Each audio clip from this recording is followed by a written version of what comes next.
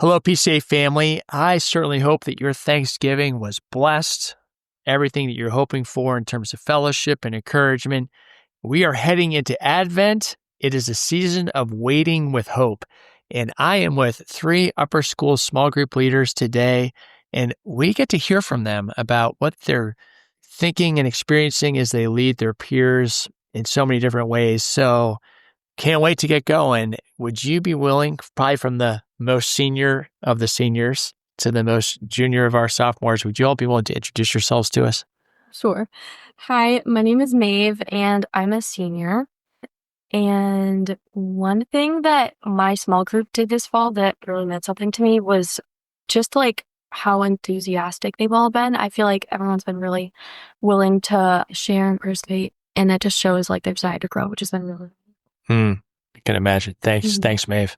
Hello, my name's Jaela, and I'm a junior this year. And one thing that was really important to me and that meant a lot to me this fall for my small group is that we made a prayer board, and we all decorated the prayer board with our own personalities, and we just designed letters. And then we have envelopes that are like seen, so like everyone can like pray for them, and we'll pray for them in a group. And then we have one that just the leaders will pray for, and the ones that maybe they don't feel comfortable with anybody like here, but they're still writing it down and putting it in an envelope. And so we're designing that right now, and we're finishing it up. And I think that meant a lot because it really brought in people and made them more comfortable. Yeah, I can imagine. Wow. Thanks, Jaela. My name is Donovan. I'm a sophomore, and one thing that my small group did for me that was a little special was just how quickly this year they all adjusted to each other, came together. No one really seemed embarrassed to talk about things. They all seemed like they honestly really trust each other within the first week or two, which was a little surprising to me because the last small group I was in that took a little bit longer. Okay. Wow, that's pretty encouraging. Anything you attribute that to, Donovan? I think it's just the group of guys we have. They're all good people, I can tell, and that just worked out. Yeah, they're willing to do that. Just real briefly, for any one of you can jump in, but roughly how many students are in each of your small groups, and what grades are they comprised of? Mine, I think there's like 10. Okay. Which is smaller than what I've had in years past. But I feel like the size definitely like plays into it because I feel like honestly when groups are smaller, it makes it a little bit easier to connect. And I feel like from like when I had a larger group in the past, it was a little bit more intimidating, especially since that was like when I was a sophomore, that was my first year as a small group leader. And my group was like, I want to say like 15 people. And it was definitely way different. But like this year it's smaller. And I think that, I have the girls in my group are from each grade. So we kind of get like input from each area, which was really nice to see. Yeah, I can imagine. Well, why don't we, if you're willing to, share a story from your small group from this fall and what you really thought that your small group took a step, could be toward trust. Donovan, you sort of touched on that a little bit, maybe go a little deeper.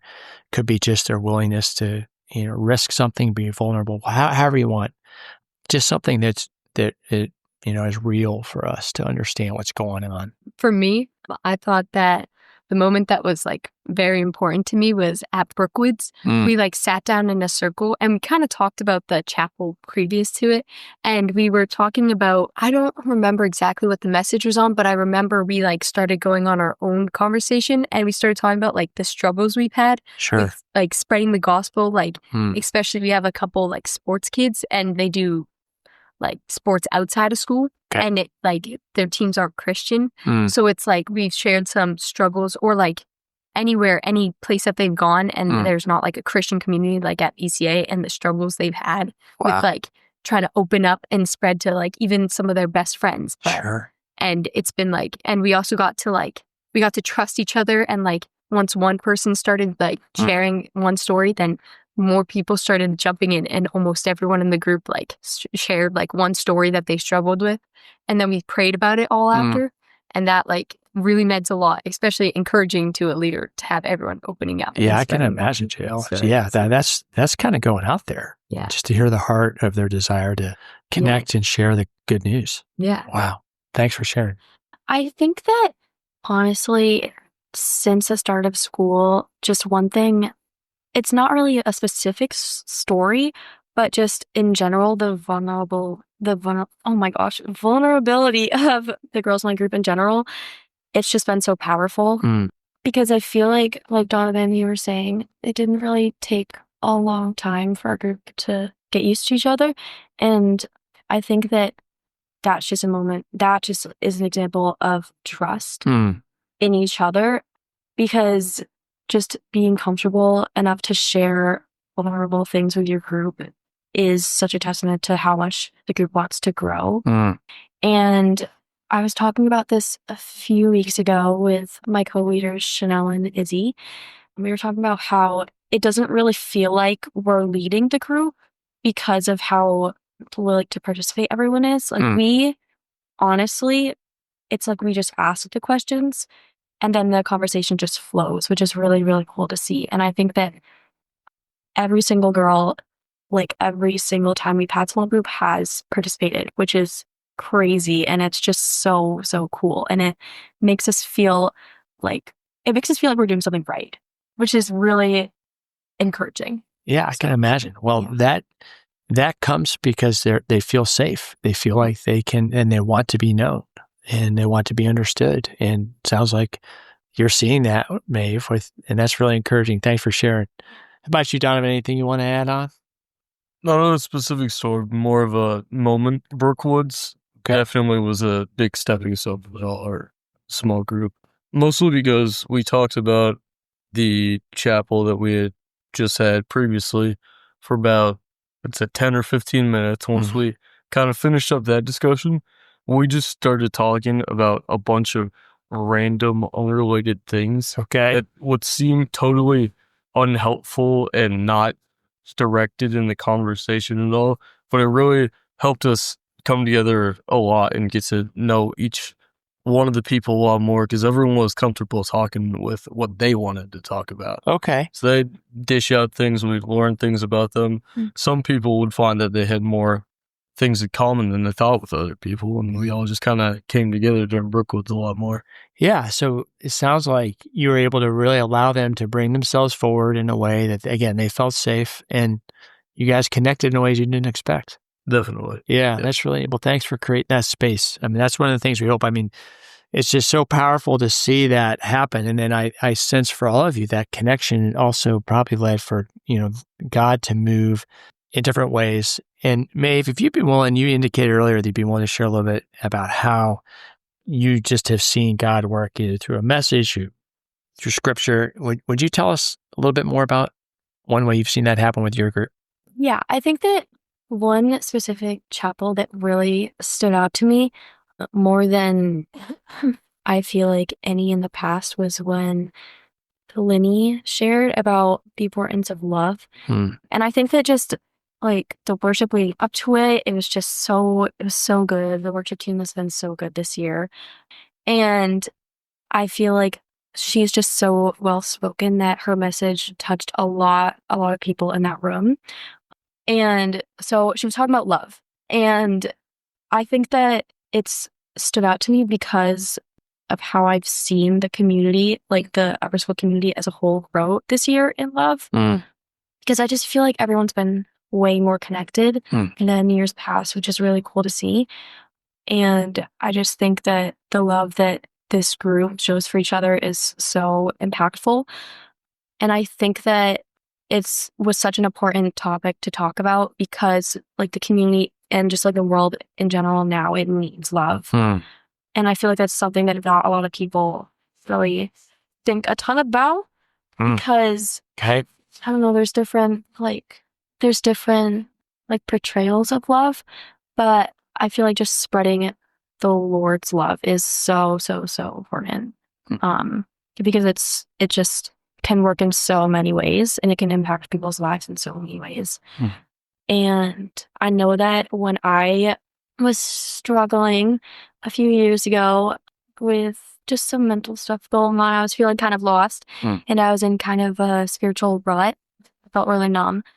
And I think the reason for that was because I didn't know how to I didn't know how to or I just couldn't see love around me, which definitely was hard.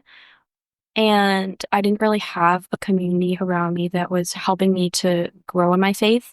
So then when I went on the mission trip on my first year, Okay.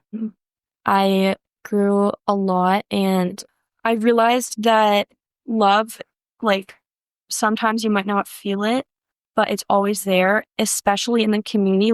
For me, the way that I can see the Lord's love playing out in my life is the people around me showing their love for me. And sometimes I just need to if I'm feeling like I don't see it playing out in my life, I need to be really specific and think into moments when I could see the Lord's love, and it just changes my whole perspective on things. So I just think that, I don't know, I just feel like love is so powerful because it can change your view on so many different aspects of life.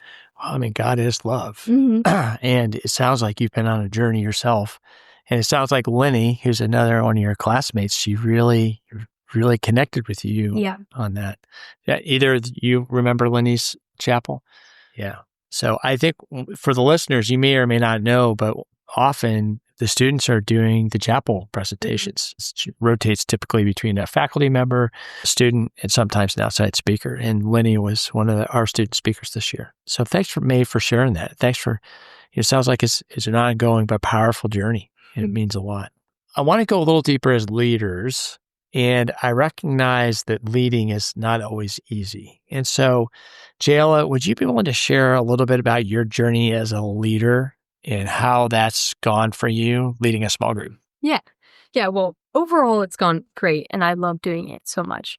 But there also has been many challenges that we faced. And my other leader is Ruthie, and I love working with Ruthie. We're great friends, and she's so helpful, and she's very wise and knows what to say a lot of times.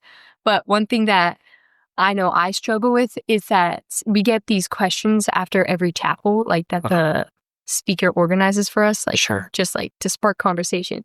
And that's what a lot of groups go on. But some of the questions are really deep, and and sometimes I look at it and I'm supposed to be a leader. I'm supposed to kind of know how to get the conversation and kind of start. But at the same time, the questions I don't even know myself. Because you haven't seen them too far in advance. Well, that too, but I don't know how to answer them. Okay. They're deep enough, wow, I got to think about it. Yeah. I don't I have to be oh my, these are really hard. So a lot of them, I don't remember, honestly, I don't remember any off the bat right now, but I do remember having some times, and I look around and I'd be oh my goodness, this is really deep. And we all be oh. And so that's a little struggling point for me, because it's just hard, especially as a leader and trying to help out your group to answer these questions. But for yourself, you look at it and you try to reflect on yourself, and you're oh, that's really hard to answer. So yeah. I mean, these sounds like even some of these questions that we're talking about, I mean, you need to spend some time with them. They need to sit. But that's the challenge, right, of leading them through that, right? We don't have that much time. Yeah. We just heard the message. Wow. Okay. So take me farther. So how do you respond to that, and where do you go? Well, I know one thing that makes it easier is my group is honestly great. As Maeve was saying, her group is great. And it's really easy to keep going with conversation. And then sometimes at that point, I won't even know what to say, and I don't know how to answer it. And then someone from my group will just start talking about it. And then or sometimes some of our leaders, because we have teacher leaders. Mine is Miss Chamberlain. And they'll kind of explain it in words that sometimes is easier for us to understand. Sure. Or someone from my group will just start talking, and they'll just start talking about it. And then for me, I'll be oh my goodness, that makes so much sense. Yeah. And it's someone from my group that's starting the conversation. And that's so encouraging, because you're in a position as a small group leader, you're stuck oh no, I don't know how to do this. But then someone from your group just answers it, and you're wow, that's so encouraging, because then it starts, everyone's oh, that makes sense. And then it just makes it so much easier. And that's happened multiple times where just someone started talking and explaining, and it just helps everyone. And I just really appreciate it. Jaela, what you've done, I think, is a classic case of leadership, where a leader makes room for people who have skills or answers or solutions. It allows us to come forward. And that takes some risk for a leader because that admits that we don't have it all, or there may be something else going on. And I also heard that your mentors have stepped in and helped too. And having mentors. They've been great. Yeah, that's great. Well, thanks for sharing that. I recognize that leading your groups, and you've all shared a little bit of insight into your group, it always poses a challenge. One of the things that I know I've seen over the last few years is how you all as small group leaders have really started through just what you do with your small groups. The culture of the school has shifted. And so, Donovan, would you be willing just to share a little bit about what you've seen this year or even over the last couple of years? I know you're sophomore, so you've been up here a couple of years. I know you're student government leader as well. I know you do a lot of other things too. But just how have you seen small groups just shape our school for the good? For my small group specifically, which is the one I can talk about just because I've been in it, one of the people in our small group was going through a tough time with a disease that they were diagnosed with. Okay. That was getting progressively worse, and eventually, if it kept on going, the doctors weren't going to be able to get rid of it. Okay. But when he first told that story, it was related to the question, but it was sort of out of the blue. We'd never really gotten that deep before. Okay. But after that, he told the story about what it was doing. And I kind of saw after that the people of my small group kind of shifted their attitudes around like everything really, and not just the people in the small group. They weren't like bad or whatever before, but I saw them like deliberately doing more like kind things, especially before the school day starts when we all huddle in Toronto before there. Yeah. Most of my small group is there. They get there pretty early. I do too. Right. But I've seen multiple of them go up and talk to people that I've never seen them talk to before, which was really interesting. And I can't say that has a 100% correlation, but I also definitely saw some shifts on perspective just from that one moment of like honesty and trust inside the group. Yeah. I mean, I can't imagine that journey that you described, but wow, that's powerful at so many levels. So thanks again for leading and creating space for that person to share that. So let's close this up. You guys, I'm so encouraged by what you're sharing and what I'm hearing. It's Advent season, Christmas season. What is one prayer? Just go quick through the three of you. One prayer that you're praying for your small group, or that we can join you in prayer for your small group this Christmas season. For my small group, I pray that we would continue to center our lives around Christ in everything that we do, and that will help us disciple others. Great. Thanks, Jaela. For my group, I think that everyone's doing a great job sharing. It's really helpful for them to grow in their faith in the Lord. And I just would love to encourage them to take more action in their faith and share it with the people around them, whether this is like asking others if they need prayer over their life, or just like bringing it up in conversations with people who may not have even heard of the gospel before, but just like taking that next step to further them. We'll be praying next step for them to take it out. And Donovan, close out. What can we be praying for your small group? I pray my small group will open up even more than they already have. Okay. And that because they open up to each other, they trust each other more, all things like that. We come together with more support than we've already given each other and affect our community even more. Yeah, that's a great prayer. All of your prayers, and we certainly will. So thank you three for sharing your lives today, your leading of your small groups, and a little of what's been going on inside your small groups. And so listeners out there, these are the moments that are really shaping our community. They're often behind the scenes.